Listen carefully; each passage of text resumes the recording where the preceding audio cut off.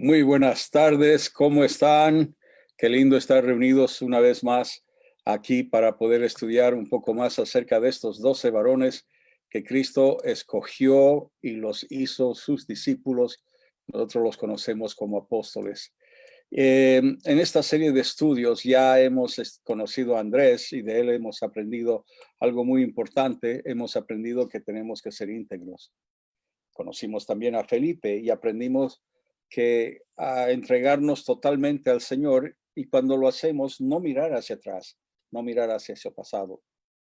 De Tadeo aprendimos la importancia de mantener la buena reputación y el buen nombre del Señor, lejos de todo oprobio, de todo escándalo, por así decirlo. Natanael nos enseña que siempre hay algo bueno en nosotros. Juan nos enseña que cualquiera de nosotros puede ser un discípulo de Cristo si dejamos que Él nos toque con su amor y dejamos que Él nos transforme. Y hoy quiero que prestemos atención al hermano de Juan, a Jacobo, también conocido como Santiago, o también como Jacobo el Mayor, para diferenciarlo del otro Jacobo, del hijo de Alfeo. Él predicó, este Jacobo el Mayor, el evangelio en Jerusalén y en Judea. Él nunca salió al extranjero, por así decirlo. Y en el libro de los Hechos, el capítulo 12, el versículo 2, leemos estas palabras. Dice que mató a espada a Jacobo, el hermano de Juan. Jacobo y Pedro estaban en la cárcel al mismo tiempo y Jacobo fue decapitado mientras que Pedro fue liberado, siendo así el primero de los 12 que muere como mártir. Era el hermano mayor de Juan, de acuerdo a la tradición, y su madre, como bien sabemos, se llamaba Salomé y era hermana de la Virgen María, lo que convierte a Jacobo en un primo del Señor. Y juntamente con su hermano Juan y con Pedro, formó parte de ese círculo íntimo del Señor. Pero él era el más silencioso de los tres. Parece ser que él era una persona introvertida. Y a pesar de eso, de ser introvertido, no tuvo ningún problema en unirse a su hermano para pedir a Jesús ser el primer ministro del reino que Cristo iba a establecer. Es obvio que su temperamento era similar al de su hermano Juan. Era explosivo, era rebumbante. Y me imagino que siendo introvertido, esto lo convertía a él también en un gruñón. En otras palabras, no estaba conforme con todo lo que se hacía y siempre tenía alguna observación que hacer y siempre algo no le caía bien y por qué no lo hacemos de esta forma. Y tenía esa actitud de persecución. Nadie me quiere, nadie me ama, nadie me escucha, yo no sé por qué estoy aquí, siempre sobro. Todos conocemos algún gruñón así, ¿verdad? Tal vez yo lo estoy mirando ahora mismo a ese gruñón. No será usted, ¿verdad? Bueno, lo vamos a dejar ahí. Yo creo que la debilidad de Jacobo, son también muy comunes entre nosotros, esas debilidades. En primer lugar, él no había entendido bien al maestro. Y ese fue su primer error, no comprender totalmente lo que el maestro estaba haciendo y diciendo y enseñando.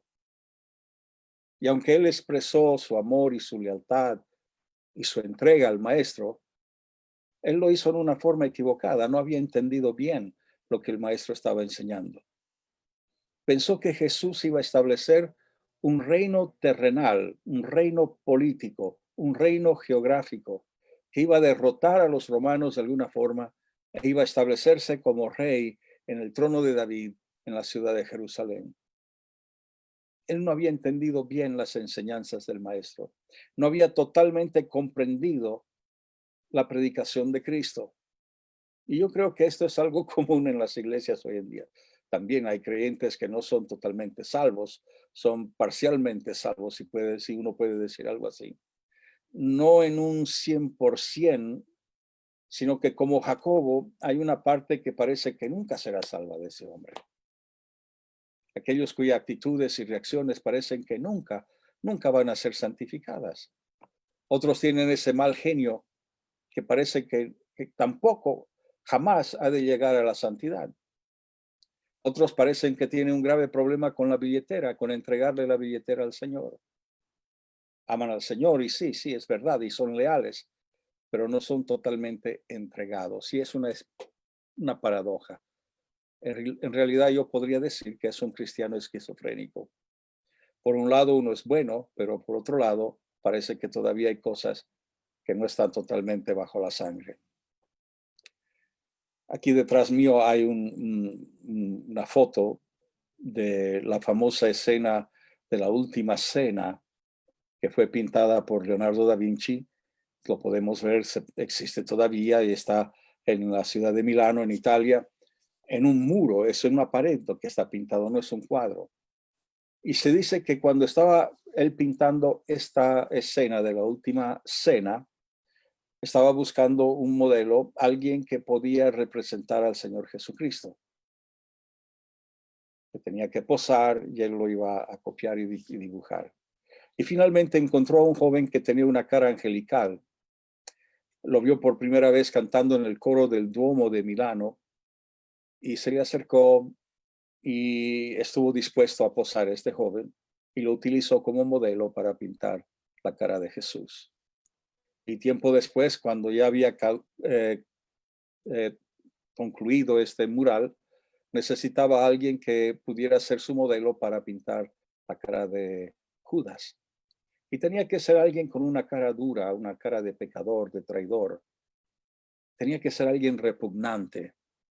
Y Leonardo estaba caminando por las calles de Roma cuando se encuentra con un hombre que tiene esas características, esa cara, y lo convenció a que posara. Y fue entonces cuando lo reconoció. Era el mismo joven que había posado para Jesús. Es una historia verdadera, real. Y eso me hace reflexionar mucho porque Dios nos hizo a su imagen. Y cuando Él nos hace a su imagen, nosotros pensamos que estamos hablando de la imagen externa, de la cara, de una nariz, dos orejas. Pero esto significa en realidad que tenemos las mismas características. Podemos nosotros pensar y razonar y decidir y escoger hacer las cosas. Y ser hecho a la imagen de Dios significa que podemos decir, yo soy, yo puedo, yo debo, yo haré. Porque Dios no nos ha creado como robot o como marioneta, sino que nos ha dado a nosotros lo que llamamos libre albedrío. En otras palabras, la libertad de hacer lo que queremos. En nosotros está ese poder para hacer lo que es correcto o para hacer lo que no es correcto. Y Dios nos da y respeta ese derecho de escoger. Y así nosotros, en realidad lo que Dios quiere de nosotros es que crezcamos a la medida de la estatura de Dios, del Hijo de Dios, para parecernos más a Cristo. Sin embargo, tenemos no sé cómo explicarlo, esa naturaleza de poder escoger, pero dentro de nosotros a la misma vez, Dios nos pone una tendencia, no sé, una inclinación hacia buscar lo que es lo bueno. Nosotros lo llamamos conciencia y decimos, esto es bueno y esto es malo. Y cuando nosotros podemos diferenciar lo bueno de lo malo o lo malo de lo bueno, entonces estamos declarando que existe Dios. No importa quién es uno, siempre uno tiene esa sensibilidad, ese sentir interno de que hay un ser superior, hay una divinidad. Y todas las generaciones han tenido ese conocimiento íntimo de que hay un ser superior, un ser que nos gobierna. Y siempre en el hombre ese deseo innato de hacer lo que es correcto. Y Dios lo puso le puso esa inclinación, ese deseo de hacer las cosas bien. Y Jacobo luchaba con esa tendencia en su vida. Por un lado era entregado y amaba al maestro, tanto es así que dejó su negocio, dejó todo lo que tenía y comenzó a seguir a Cristo. pero por otro lado estaba dispuesto a que fuego consumiera del cielo, castigar a toda una aldea de samaritanos inhóspitos, que los quemara a todos, hombre, mujer, niño, da igual. Y en realidad eso ya lo sabemos. Muchos hemos empezado en el camino, tal como Jacobo. Hemos aceptado que Cristo es el camino, tal como Jacobo. Pero quiero decirles en esta tarde que ese es solo el principio y no es suficiente. Este hombre se había entregado incondicionalmente a amar y ser leal al Señor, pero tampoco eso es suficiente. Yo creo que Jacobo nos enseña que para ser un creyente maduro se necesita tiempo y trabajo y estudio y esfuerzo. Uno puede ser instantáneamente seguidor del Señor, porque la salvación es instantánea. En un abrir y cerrar de ojos uno puede ser salvo, pero uno no puede ser un cristiano maduro en un instante. Indudablemente Jacobo amaba a Cristo, era leal, era valiente, entregado y había dado al maestro lo mejor de su intelecto y su capacidad espiritual, pero no era un creyente completo y terminado. Todavía era un hijo de trueno. Todavía su carácter era explosivo. Estaba dispuesto a quemar esa aldea. Esos desgraciados no nos recibieron. Matémoslos a todos ellos. Era un seguidor, pero no era un creyente total. El logos, el verbo que habla Juan en el primer capítulo, los primeros versículos, tiene que estar encarnado en nosotros.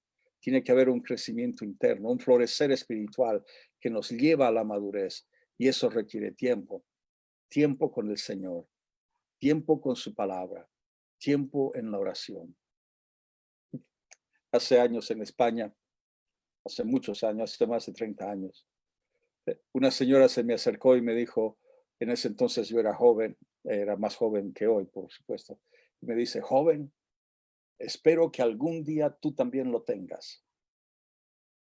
¿Tenga qué, señora? Espero que algún día tú lo tengas como yo lo tengo. ¿Ok? Pero tenga qué, ¿de qué estamos hablando? Y me dice, joven, espero que tú algún día tengas a Cristo como yo lo tengo. Y me quedé así mirando y le dije, ok, bien. ¿Y cómo tiene usted a Cristo realmente, señora? Y me dijo, todo miembro mío es totalmente sacrificado. Así que no hay ni malas intenciones, ni malos pensamientos, y no hay ningún pecado en mí.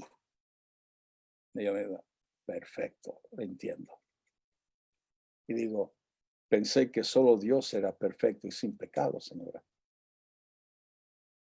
Eso me recuerda a esos dos que estaban hablando mientras se encontraban como pacientes en un manicomio. Uno le dice al otro, hola, ¿cómo te llamas? Le contesta, yo me llamo Napoleón Bonaparte. Ah, lindo nombre. ¿Y quién te dio ese nombre? Dios me dio ese nombre. A lo cual el primero contesta, no es verdad, yo no te di ese nombre. Bueno, Jacobo no era Dios, tampoco somos nosotros Dios. Y finalmente Jacobo se dio cuenta que no era Dios. Se dio cuenta que no estaba completamente terminada la obra en él, que había algo que era incompleto. Entonces escuchó con atención, aprendió, oró, estudió, creció, hasta que en el libro de los Hechos de los Apóstoles, en el capítulo 12, el versículo 2, leemos que fue sacrificado. ¿Por qué Herodes escogió decapitar a Jacobo y no a Pedro? Yo creo que no fue una coincidencia. No fue que era más fácil matar a Jacobo que a Pedro, no. Fue porque Jacobo era el que más daño estaba haciendo al reino de Satanás en ese momento. como su hermano Juan, hubo un cambio radical en él. Y nosotros, tú y yo, nos parecemos mucho a Jacobo. Somos mitad y mitad. La mayoría de nosotros fuimos hallados por la gracia de Dios en Cristo Jesús. Y ese es solo el principio. Y ahora tenemos que crecer. Y tenemos que estudiar. Y tenemos que orar. Y tenemos que leer y meditar y escuchar, investigar, indagar, aprender. En otras palabras, tú y yo necesitamos crecer más. Crecer a la medida de la estatura de Cristo, nos dice Pablo. Así que no nos contentemos en ser seguidores de Cristo. Cristo tenía miles de seguidores, pero solo tenía 12 que eran sus discípulos. Eran los escogidos, los separados, los útiles para el reino. Y eso es lo que nosotros queremos en esta tarde. Y ese es el propósito de nuestra vida. Queremos poder ser discípulos del Maestro. Y así que ahora nos toca a nosotros invertir el tiempo. Tome tiempo todos los días para leer la palabra. Lea la Biblia. Que no pase un día sin que usted lee de las Sagradas Escrituras. Lea la Biblia, aunque sea un capítulo al día, aunque sea un salmo al día, o un proverbio al día. Empiece de alguna forma a leer. En el año 1975, yo recuerdo claramente el momento en que yo tomé la decisión delante de Dios. Ese día yo levanté la mano delante del Señor y dije, Señor, de hoy en adelante, yo voy a empezar a leer la Biblia fielmente todos los días voy a leer la Biblia. Y me hice mi propio plan de lectura de la Biblia. Y desde ese año, 1975, hasta el día de hoy, he cumplido. Hay días que no he podido hacerlo porque estoy viajando, porque suceden cosas, pero la gran mayoría de los días, el 98% de los días del año, yo me levanto temprano por la mañana y comienzo a meditar y a leer la palabra. Necesitamos leer la Biblia. Necesitamos entrar en ese lugar secreto de nuestra vida, en un lugar donde podemos estar a solas con Dios y empezar a orar, a hablar con Él y dejar que uno comience a crecer y a parecernos más y más a Cristo, a la imagen de Cristo. Y es una decisión que todos tenemos que tomar. Bueno, quiero orar por ustedes en esta noche. Padre, te doy gracias porque nos das ejemplos aún como Jacobo el mayor, en el que nos hace ver que una persona que no es perfecta, que ha tenido un proceso, puede llegar a ser útil en tu vida, en tu ministerio, puede tener una vida que sea de utilidad. Y pido, Señor, que ese proceso se cumpla en nuestras vidas también y que podamos al final del día decir, Señor, aquí estoy, entiendo tu mensaje, sé lo que quieres de mí, úsame, Señor.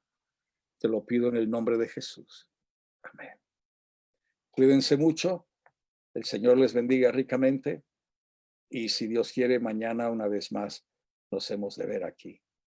Gracias por su atención.